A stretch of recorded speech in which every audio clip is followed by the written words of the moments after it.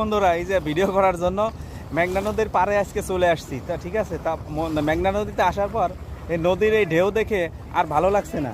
তো তো এখন চিন্তা করছি যে এই নদীর ভিতরে একটু পাওটা একটু ভিজিয়ে রাখি। দেখেন অসম্ভব সুন্দর একটি জায়গা। দেখেন এই যে নদীর পানি যে ঠান্ডা, ওয়াও দেখছেন, ওয়াও অসাধারণ, পাওটা ভিজে গেল। দেখেন দেখেন দেখেন, খুব ভালো লাগছে। দেখছেন ভাই, এই বালি নরম কেমন যেন খালি। হ্যাঁ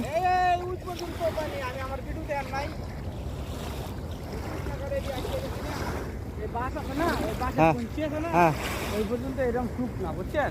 হ্যাঁ ওই বাসের কঞ্চি পর্যন্ত এই দিকটা আছে না, এই দিকটা পুরাটাই পাথরে ঘেরা একবার। ওইখানে বড় বড় পাথরটা, ওই একটা মাছে ফাল দিছে, দেখছেন? নলা মাছে ফাল দিছে যে, খেয়াল করি নাই। আমি মানে বেলা দিচ্ছি বড় একটা নলা ফাল দিছে মাঝখানে।